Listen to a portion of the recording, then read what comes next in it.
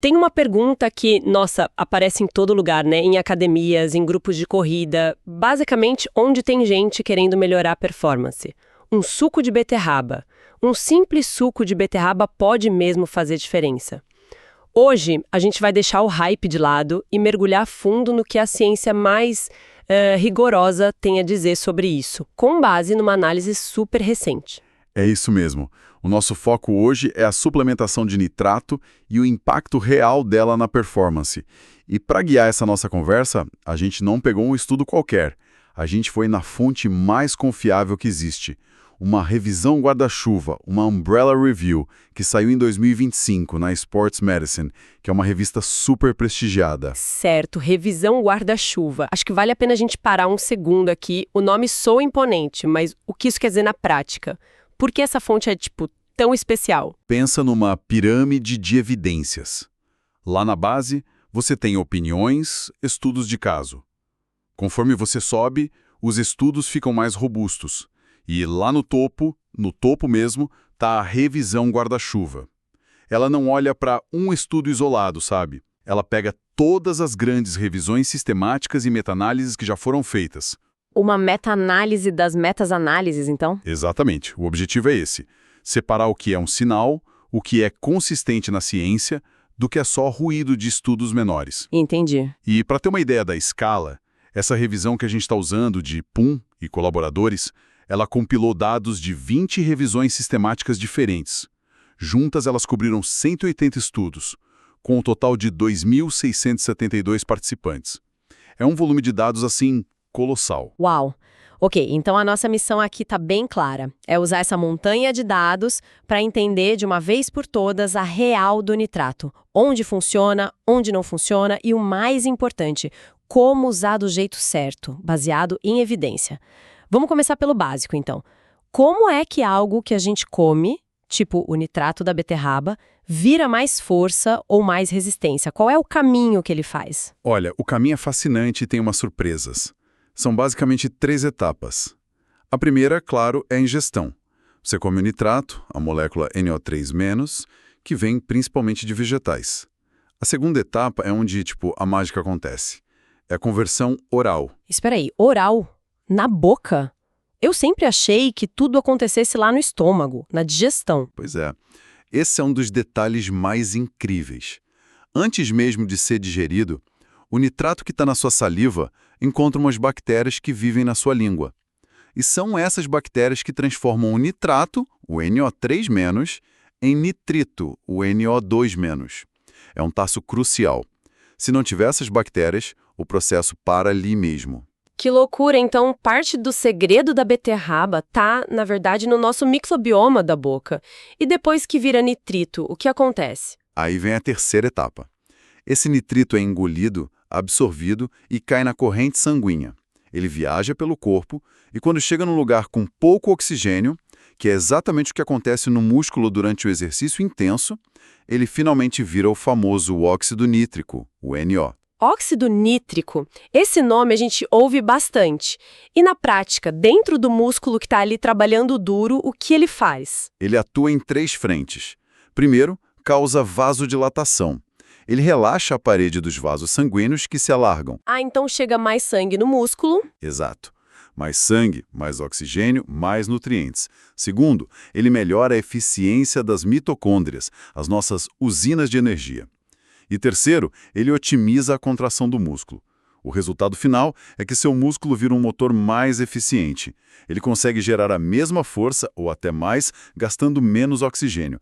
É fazer mais com menos. Fazer mais com menos, a definição de eficiência. Ok, se o mecanismo é esse, vamos para a parte que todo mundo quer saber. Onde é que essa eficiência aparece de verdade?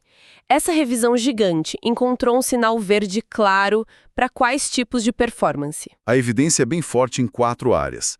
A primeira é o tempo até a exaustão, o TTE. Basicamente, quanto tempo você aguenta um esforço de alta intensidade antes de quebrar.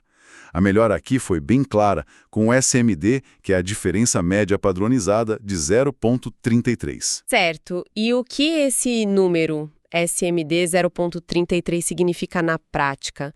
É uma melhora grande? Pequena? Ótima pergunta. O SMD é uma régua estatística para a gente medir o tamanho do efeito. De forma simples, um valor perto de 0,2 é pequeno, 0,5 é médio e 0,8 para cima é grande. Então 0,33 é um efeito de pequeno a moderado. Pode não parecer muito no papel, mas na hora do aperto, conseguir segurar um esforço por mais tempo faz uma diferença brutal. Com certeza. É a diferença entre conseguir ou não terminar a última série e as outras áreas com o sinal verde. A segunda, com um efeito até mais forte, é a endurance muscular. Em testes de repetições até a falha, o SMD foi de 0,48, quase um efeito médio. A terceira é a distância total coberta, com SMD de 0,42. E por último, algo que interessa a muita gente, a potência de pico, o PPO. O nitrato melhora a capacidade de gerar aquela força explosiva máxima. Potência de pico. Isso me soa perfeito para levantamento de peso, para crossfit ou para um sprint final no ciclismo, né? Exatamente. Atividades que dependem daquela explosão inicial, daquele pico de força. Certo, a lista de benefícios é impressionante. Mas geralmente quando algo é tão bom assim, tem um porém. Onde é que a ciência joga um balde de água fria? Em quais cenários o nitrato simplesmente não faz diferença? Você tem razão, não é pílula mágica. A análise mostra um sinal amarelo, ou até vermelho, em duas métricas bem importantes. A primeira é a performance em contrarrelógio, ou time trial, provas de distância fixa. Aí não houve melhora.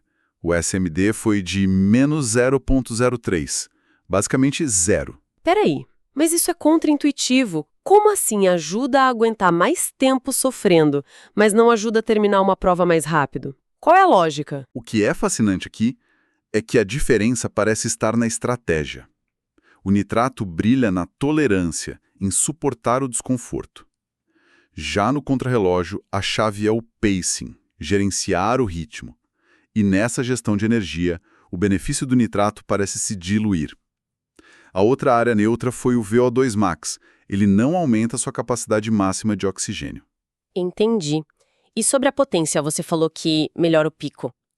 Mas e a potência sustentada ao longo do tempo? Exato. Essa é outra nuance. A potência de pico, a explosão, melhora. Mas a potência média, ou seja, a média de força que você mantém, essa não melhora muito. O SMD foi de só 0,14. É um efeito muito pequeno. Isso reforça a ideia. Ele te ajuda a dar um chute mais forte no início, mas não a manter uma média mais alta por muito tempo. Perfeito, o mapa está ficando bem claro agora. Então, para quem está nos ouvindo e pensa, ok, o meu esporte se encaixa nesse perfil de tolerância e explosão, qual seria o protocolo? Como fazer do jeito certo? Bom, a revisão é bem específica nisso. Primeiro, a dose. Para ter efeito, tem que ser acima de 6 milimols por dia. Isso dá mais ou menos 372 miligramas de nitrato. Segundo, e isso é muito importante, o uso tem que ser crônico, mais de 3 dias seguidos. Ah, então aquela ideia de tomar um shot de beterraba 1 hora antes do treino e esperar um milagre? Não funciona, o segredo está no carregamento. Precisamente. O conceito é o de loading. O efeito é muito mais robusto quando você carrega o sistema por uns dias antes do evento. O uso agudo de uma dose só tem um efeito bem menor.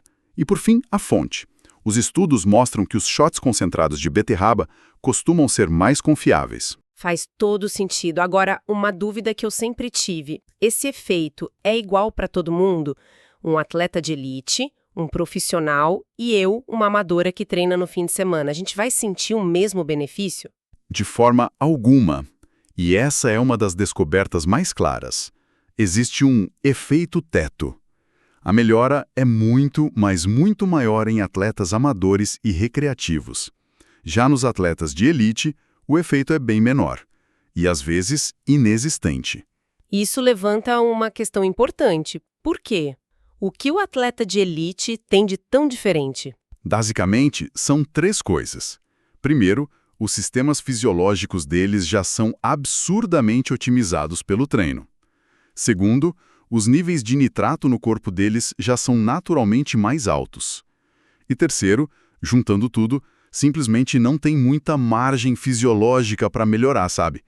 Eles já estão tão perto do teto que um suplemento não consegue empurrar muito mais. Então, a boa notícia para a maioria de nós que não somos atletas olímpicos é que provavelmente vamos sentir mais o efeito. Mas quando a gente fala nós, de quem exatamente estamos falando? Essas diretrizes valem para homens e mulheres da mesma forma? E aqui você tocou no ponto mais crítico de toda essa área de pesquisa, um viés de gênero gigantesco. Os números são chocantes. 80% de todos os participantes nos 180 estudos eram homens. 80%. É sério, a gente está falando de uma revisão de 2025 com o que há de mais moderno na ciência e ainda estamos com uma base de dados que ignora quase que completamente a fisiologia feminina. Isso é, nossa, inacreditável. É um problema sistêmico na ciência do esporte, infelizmente. E tem consequências. Das 20 revisões, só 3 analisaram os resultados separando por sexo. Isso significa que a gente não sabe direito como as flutuações hormonais, por exemplo, podem alterar a resposta ao nitrato. O conselho prático que sai disso é que as diretrizes atuais são, na real, diretrizes para homens. Mulheres precisam testar de forma individual, porque a ciência ainda não tem uma resposta para elas. É uma ressalva fundamental. Agora vamos para uma questão bem prática. E fazer o próprio suco em casa? É tão bom quanto comprar o shot? Essa é a eterna briga, né? O suplemento contra o faça você mesmo. A grande vantagem do shot comercial é a dose padronizada. Você tem a garantia de que está ingerindo a dose certa. É conveniente e consistente. O suco caseiro, por outro lado, é uma loteria. Loteria? Como assim? A concentração de nitrato numa beterraba varia muito. Depende do solo, do sol, do armazenamento. Então, num dia, seu suco pode ter 500 miligramas, uma dose ótima. No outro, com uma beterraba diferente, pode ter 100 miligramas, uma dose inútil. Não tem como saber. Entendi. Mas se alguém, por custo ou preferência, quiser ir pelo caminho caseiro, tem um jeito de, sei lá, aumentar as chances de dar certo? Sim, tem um protocolo caseiro de 200 gramas que ajuda. Primeiro, usar no mínimo 200 gramas de beterraba crua. Menos que isso, a chance de atingir a dose é muito pequena. Segundo, uma dica boa é adicionar suco de laranja. A vitamina C ajuda na conversão do nitrito e ainda melhora o sabor. E tem um terceiro passo, que pelo que a gente conversou do mecanismo, é o mais crítico de todos, certo? É o ponto que pode pôr tudo a perder. Regra número 3, a mais importante. 0 enxaguante bucal antibacteriano. Lembra, todo o processo depende daquelas bactérias na sua boca. Se você usa o enxaguante que as mata, você corta o fio de força do sistema. Nada vai acontecer. Caramba, eu consigo imaginar a cena. A pessoa se preparando para uma prova, faz o loading de beterraba por uma semana, e aí, 5 minutos antes de sair, por hábito, usa o enxaguante e joga tudo no lixo. Que detalhe traiçoeiro. É um detalhe que mostra como esses sistemas são interconectados de formas que a gente nem imagina. Sem dúvida. Ok, foi uma análise em tanto. Vamos recapitular os pontos-chave. O que é essencial levar dessa conversa? Vamos lá. Primeiro, o nitrato funciona, e funciona bem para aumentar a tolerância ao esforço, o tempo até a exaustão e para melhorar a explosão. Para não dizer inútil para melhorar o tempo em provas de contrarrelógio e também não aumenta o seu VO2 max. Terceiro, a dose ideal é acima de 372 miligramas por dia. E quarto, o timing é tudo. Faça um loading de pelo menos 3 dias antes. Não adianta tomar só no dia. E por último, sobre o faça você mesmo, no mínimo 200 gramas de beterraba e, pelo amor de Deus, fique longe de enxaguantes bucais antibacterianos. É isso. Uma visão clara, baseada em muita evidência. Perfeito. Para fechar, qual seria o pensamento final que essa análise toda te provoca? Algo para a gente refletir. A reflexão que fica para mim é sobre o que a gente ainda não sabe. A gente viu o papel crítico das bactérias da boca na ativação do nitrato. Isso me faz pensar, o que mais na nossa nutrição depende desse ecossistema? Será que a eficácia de outros nutrientes, de outras vitaminas, também está ligada a esses aliados microbianos que vivem na nossa boca e que até hoje a ciência do esporte ignorou quase que completamente? Talvez o futuro da performance não esteja só no que a gente come, mas em como o nosso universo microbiano interage com a nossa comida.